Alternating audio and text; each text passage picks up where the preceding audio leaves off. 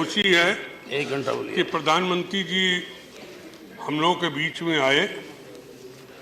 ये हटता जो थी कहीं ना कहीं टूटी। और मैं प्रधानमंत्री जी से इतना कहूँगा कि प्रधानमंत्री जी, प्रशंसा हम सबको बहुत अच्छी लगती है। जो भी सत्ता में होता है, जो भी पद पे होता है, प्रशंसा उसको बहुत अच्छी लगती है। मैंने देश में बहुत प्रधानमंत्री देखे, इमरजेंसी लगी थी उस समय भी जितनी रिपोर्ट आई थी, उस समय इंदिरा जी के पास यही रिपोर्ट आई थी कि इमरजेंसी में जनता आपके साथ है और चुनाव कराएंगे तो हम चुनाव जीतेंगे। लेकिन 77 में रिजल्ट क्या हुआ, हम सभी ने उसको देखा। तमाम मुख्यमंत्री, यहाँ भी बहन जी बैठी, बहन जी जब मुख्यमंत्री थी तब भी ये रिपोर्ट इंटेलिजेंस ने दी कि 270-75 सीटें बीएसपी जीत रही है। लेकिन जो रिजल्ट आया बिल्कुल विपरीत आया। कभी कभी प्रशंसा बहुत चाटुकारिता में जब बदल जाती है। और वेंकैया जी उस दिन बोल रहे थे, और वेंकैया जी यहाँ नहीं है, प्लीज एड्रेस द चेयर। मैंने इस हिंदुस्तान में India is Indira, Indira is India का भी नारा लगते देखा। श्रीमन, चाटुकारिता वहां पर से भी मैंने देखी। और प्रशंसा जब चाटुकारिता में बदले तो समझ लो कहीं ना कहीं गड़बड़ है।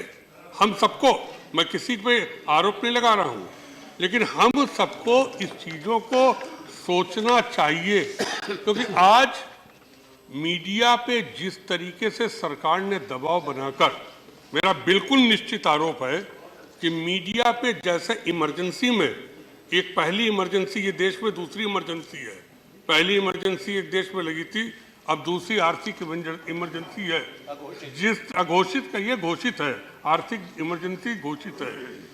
जिस तरह मीडिया के माध्यम से कहलाया जा रहा है कि पूरा देश खुश है, मैं प्रधानमंत्री जी आपसे खुद पूछना चाहूंगा, आप खुद बता दीजिए कि विदेश में कितना काला धन है और इस देश में कितने लोगों पास काला धन है। अगर आप 6 या 8% लोगों पास काला धन मानते तो फिर 94% को क्यों लाइन में खड़ा कर दिया गया। मैं पूछना चाहता हूं कि जो आपने निर्णय लिया, गुलाम नबी जी कह रहे थे हम निर्णय के विरोध में नहीं हैं, लेकिन समाजवादी पार्टी इस निर्णय के विरोध में है।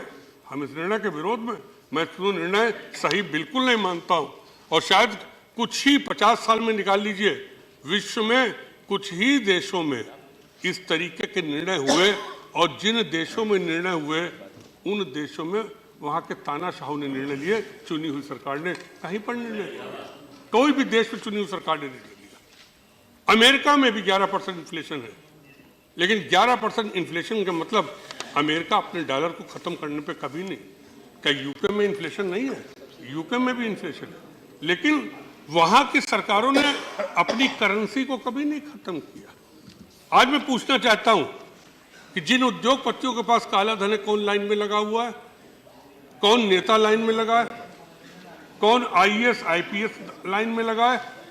कौन आतंकवादियों को संरक्षण देने वाला लाइन में लगा है?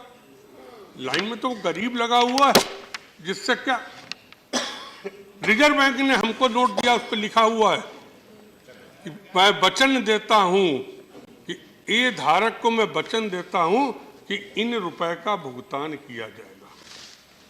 लेकिन रोज हम लोग सरकार की तरफ से पढ़ लेते हैं कि आज 2000 रुपए सिर्फ निकालने की आपको इजाजत दी जाएगी कि गारंटी सरकार देती है। गारंटी सरकार दे रही, जबकि रिजर्व बैंक को देना चाहिए। अभी फॉर्मर प्राइम मिनिस्टर बोल रहे थे, वो रिजर्व बैंक के गवर्नर भी रहे। रोज सरकार की तरफ से आ जाता है कि आज इतना का खाता को होगा, जनधन खाता नहीं छुएंगे। जब आपने 2.5 लाख की इनकम टैक्स पे छूट दे रखी, फिर आप कैसे उसके ऊपर आप कानून बना सकते हैं?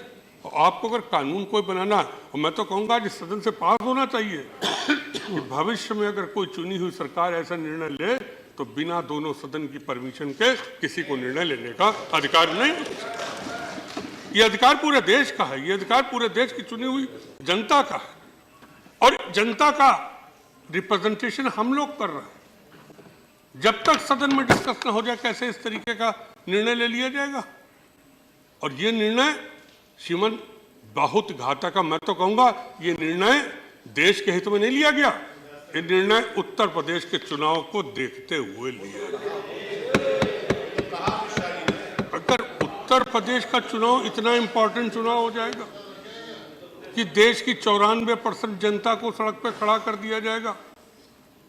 आज प्रधानमंत्री जी, किसान किस स्थिति में है? आपने कल बयान दे दिया कि हमने कोऑपरेटिव बैंक्स को इतना रुपया दे दिया। वित्त मंत्री जी आप बैठे हुए हैं, एक तो सबसे पहले प्रश्न उठा कि 10 महीने से व्यवस्था चल रही, 2 महीने पहले रिजर्व बैंक के गवर्नर आए, दस्तखत 10 महीने पहले हुए थे कि 2 महीने पहले हुए थे, यही एक सबसे बड़ा प्रश्न उठ रहा है।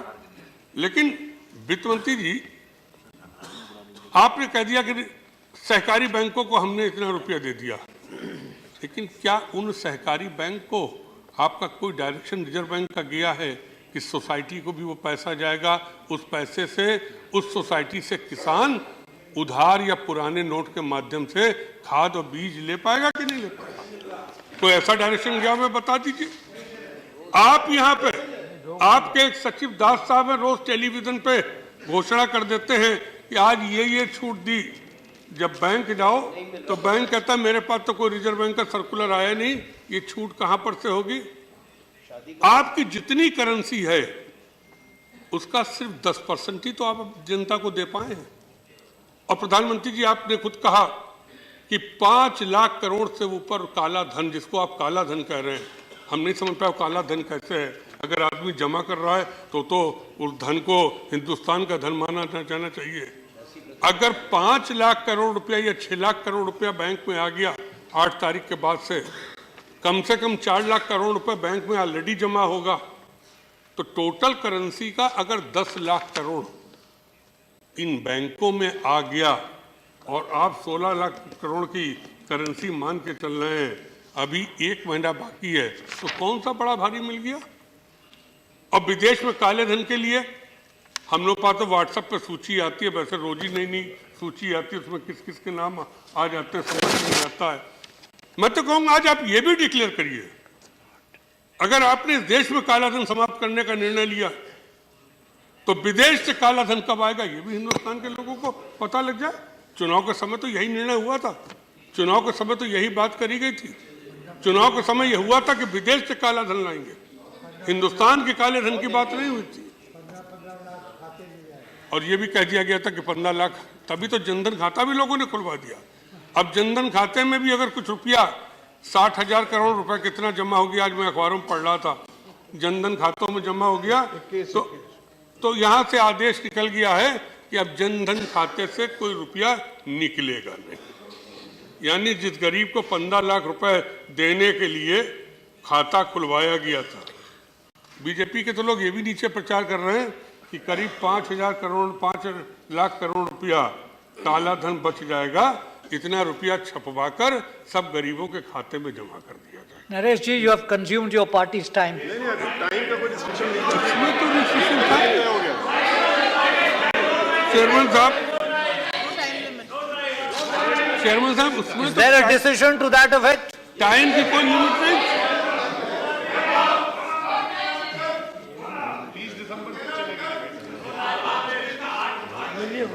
मुझे बड़ी खुशी है कि कम से कम बीजेपी की सोच में सुधार है। पूंजीपतियों की पार्टी कहलाती है और है भी। चलिए प्रधानमंत्री जी आपके आने के बाद कम से कम गरीबों की पार्टी तो हुई, कम से कम इतना परिवर्तन हुआ। अब ये लोग ये परिवर्तन स्वीकार करेंगे कि नहीं, चलिए हम लोग स्वीकार करते हैं कि इस बार देश का ऐसा प्रधानमंत्री आया जो अपनी दम पर जिसने बीजेपी को सत्ता में देश में खड़ा कर दिया। इसमें कोई कहने में इनकार नहीं, इसमें किसी बीजेपी के नेता का कोई श्रेय नहीं है। तमाम बीजेपी के लोग कहते हैं संगठन को मजबूत कर रहे हैं, उसके माध्यम से आ रहा, कोई कहता आरएसएस के माध्यम से आ रहा। इतने दिनों तक संगठन आरएसएस रहा तो क्यों नहीं सत्ता में आ गए? सत्ता में आ पाए। लेकिन इसी बीजेपी को मैंने बैंकों का राष्ट्रीयकरण का विरोध करते देखा, इसी बीजेपी को हमने राजाओं का प्रिवी पर्स का विरोध करते देखा जब राजाओं का प्रिवी पर्स को समाप्त किया गया, और इसी हमने बीजेपी को जब पूंजीपतियों पर वार किया गया तब विरोध करते देखा।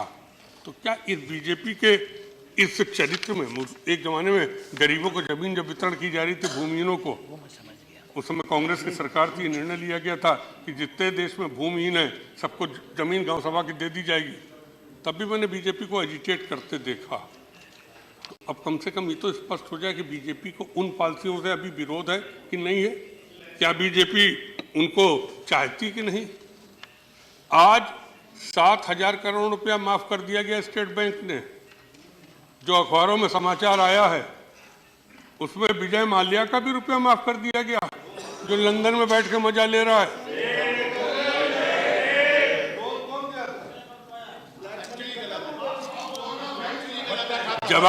जवाब में Please address the chair.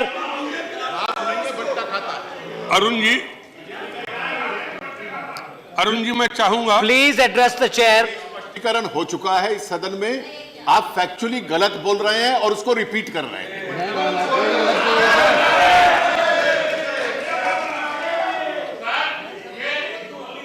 माननीय सभापति जी, पहले ये तय हो जाए गलत शब्द संसदीय है या असंसदीय, क्योंकि मैंने पिछली एक बार गलत बोल दिया था तो उसे खत्म करके असत्य डलवाया गया था मुझसे, पीयूष जी से।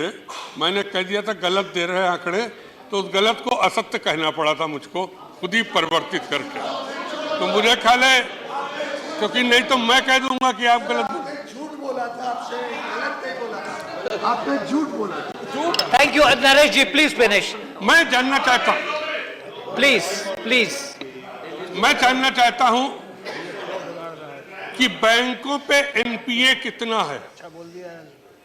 इस देश के बैंकों का एनपीए कितना है, विश्व के बैंकों का एनपीए कितना है? 11 लाख करोड़। एक इस पे आप बिल्कुल जनता को स्पष्ट कर दें कि एनपीए आपका कितना है, और जो Please don't intervene. Don't intervene. Naresh ji, 1 minute please. 1 minute. Will you please address the chair and also conclude? See I the am addressing the chair. Chairman साहब, मैं चाहूंगा कि आप आज ये भी स्पष्ट कर दें कि प्रतिवर्ष आप इन बैंकों को सरकारी खजाने से कितने रुपए की मदद करते हैं? बजट से लोगों का लूट के लिए 20,000 करोड़ रुपए से ऊपर आप प्रतिवर्ष बैंकों को, भारत सरकार का गरीबों का जो पैसा आता है, जो गरीबों का टैक्स के माध्यम से, आप हर साल 20,000 करोड़ रुपए उन बैंकों को दे रहे हैं जो 7,000 करोड़ रुपया उन पूंजीपतियों को माफ कर दे, जो पूंजीपति इस देश को धोखा देकर और आपकी मदद से, आपकी मिली भगत से इस देश को छोड़ के चले गए। और आज मैं विदेश में बैठ के आपको चैलेंज दे रहा हूं, आज विदेश में बैठ के आपको चैलेंज कर रहे हैं, क्यों नहीं विजय माल्या पकड़ के यहाँ है? क्यों नहीं वो और पूंजीपति जो यहाँ से भाग गए, जो पैसा लिए हुए हैं? ललित मोदी। मेरा तो पहले दिन क्वेश्चन था ललित मोदी और विजय माल्या पे। उस दिन प्रधानमंत्री जी को जवाब देना था, मैंने सोचा था, लेकिन सदन नहीं चल पाया था। मैं सोच रहा हूँ कि सदन चलेगा। प्रधानमंत्री जी, जब आप भावुक होकर जनता में ऐसा भाषण देने लगते हैं कि लोग मुझे मार देंगे, जला देंगे, तो हम लोगों को बड़ी तकलीफ होती है। और खासतौर से समाजवादी पार्टी को, आप उत्तर प्रदेश में निश्चिंत घूमिए, हमारे यहाँ कानून व्यवस्था इतना बढ़िया, आपको कोई छुएगा।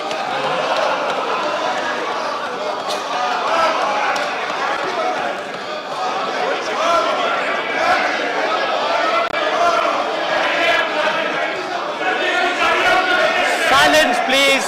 Silence. Naresh ji, you must conclude now. मैं तो Please watch the. Your party time is over.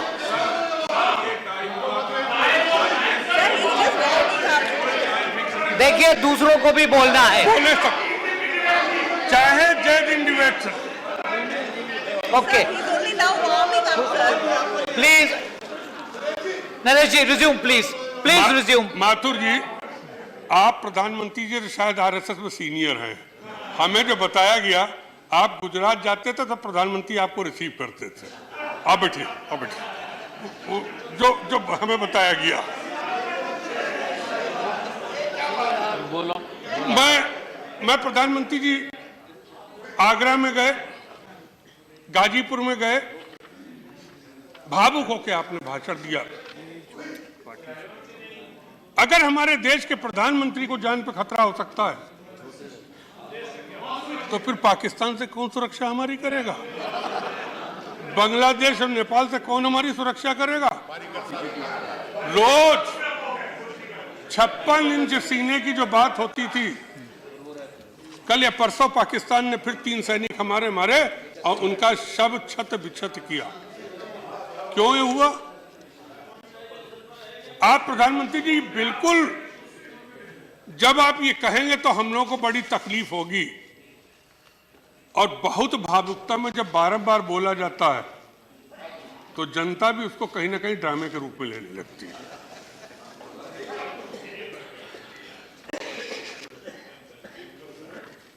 मैं कह देना चाहता हूं, हम कहते हैं कि हमारे देश में आज भी इतने वीर हैं कि हमारे देश के प्रधानमंत्री क्या, हमारे देश के गरीब आदमी को भी कोई छू नहीं सकता। भी हमारे देश में इतने वीर हैं।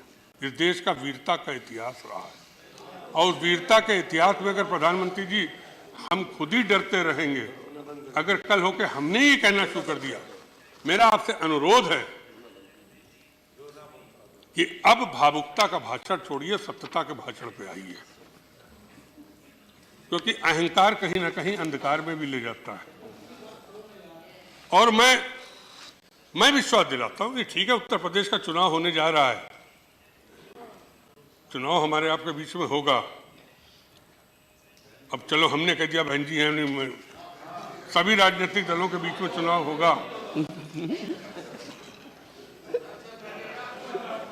अब ईश्वर आपकी मदद करे। Naresh ji, please address the chair and conclude. You have shot past your party's time by 8 minutes.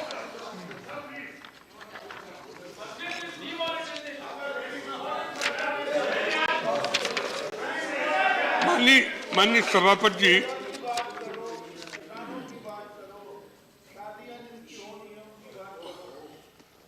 माननीय प्रधानमंत्री जी, माननीय सभापति जी, आपको शायद प्रधानमंत्री जी आपके दल वाले सत्तर न, क्यों कहा जा रहा है कि आपने तो वित्त मंत्री तक को कॉन्फिडेंस में नहीं लिया। कितना सच है? अगर कॉन्फिडेंस में लिया होता तो अरुण जी हमको जरूर कान में बता देते हैं। मान नहीं सकता मैं इस आधार पर कह रहा हूं। आपके मित्र हैं सत्य।